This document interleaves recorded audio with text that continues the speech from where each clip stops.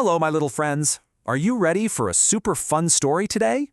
It's a magical one called Footprints Without Feet. Let's jump right in. Okay, first, I have a little question for you. What if you could become invisible? Poof, gone, just like a superhero. Do you think a person can really become invisible? Let's find out in our story. Our story begins with a big mystery. Right in the middle of a big city called London, something very, very strange is happening. And it all starts with the mysterious footprints. So, there were two little boys, maybe just like you, playing outside. And suddenly, they saw something so strange. On the steps of a house, they saw muddy footprints appearing, one by one. But wait a minute, there was nobody there. Where were the footprints coming from? Ooh, a little bit spooky, right? So who was making those footprints? Well, it was a scientist named Griffin. And Griffin was super smart, a brilliant scientist. But, he was also a little bit naughty. He didn't always like to follow the rules. So, how did he do it? How did he become invisible? Well, it was like a secret recipe. First, he did lots and lots of science experiments. Then he swallowed some special magical medicine, and poof! Just like that, his whole body became clear, just like glass. You could see right through him, like looking through a window. Isn't that amazing? But, there was a little problem. To be totally invisible, Griffin had to take off all his clothes. And guess what? It was chilly wintertime. Brrr! The air was so cold. So there he was, this invisible man, feeling very cold, and all by himself on the busy streets. So what does a cold, invisible person do? Well, he becomes a wanderer in London, looking for a warm and cozy place. Griffin had a super smart idea to get warm. He quietly snuck into a huge shopping store. A place filled with warm clothes and yummy food. He just waited until everybody went home for the night and the doors were all locked. And once he was all alone inside, he had a party all by himself. He found warm clothes to wear, some shoes, a big cozy coat, and even a fun hat.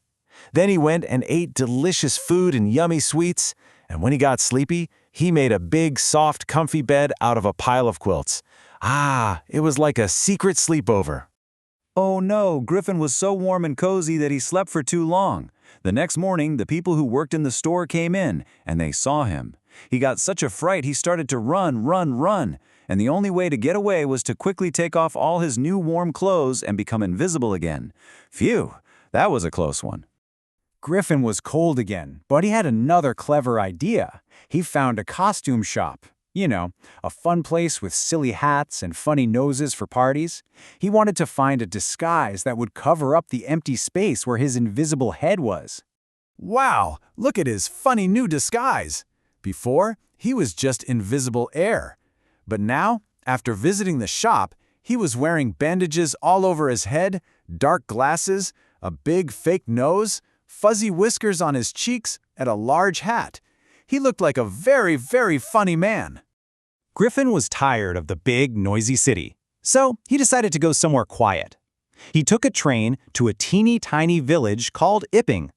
Let's see what happens when our very strange visitor shows up at the village inn. The owner of the inn was a nice lady named Mrs. Hall, and she was so surprised. A visitor in the middle of winter? That's so strange, especially a visitor who looked so funny, all wrapped up in bandages. Everyone in the village started whispering about the mysterious new guest. And soon, very curious things began to happen. Early one morning, a clergyman heard funny noises downstairs. Creak, creak. He tiptoed down and saw his desk was open, and all his money was gone.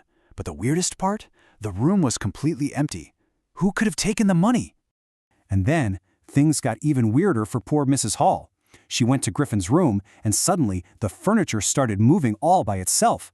A hat flew off the bedpost and bopped her on the nose, and the chair in the corner, it started hopping and jumping and chased her right out of the room.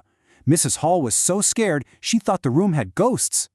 A jumping chair? Missing money? The people in the village were getting very suspicious. And now we get to the most exciting, most surprising part of our story, the man without a head. Mrs. Hall was scared, but you know what? She was also very brave. She thought her funny-looking guest had something to do with all these strange things. So she marched right up to Griffin and asked, "I want to know what you've been doing to my furniture, and how did you get into a locked room?"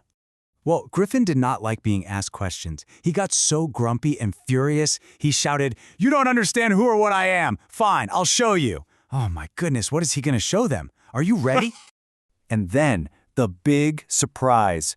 Griffin started to take off his disguise. He threw off his bandages. He took off his glasses. He pulled off his fake nose. And the people in the room all gasped because, underneath, there was nothing. They were looking at a man with no head. Can you believe it? Just then, the village policeman, Mr. Jaffers, arrived. He was told to come and arrest a strange man. But he was so surprised. Imagine being a policeman and having to arrest somebody who doesn't have a head. What a silly, strange day for Mr. Jaffers.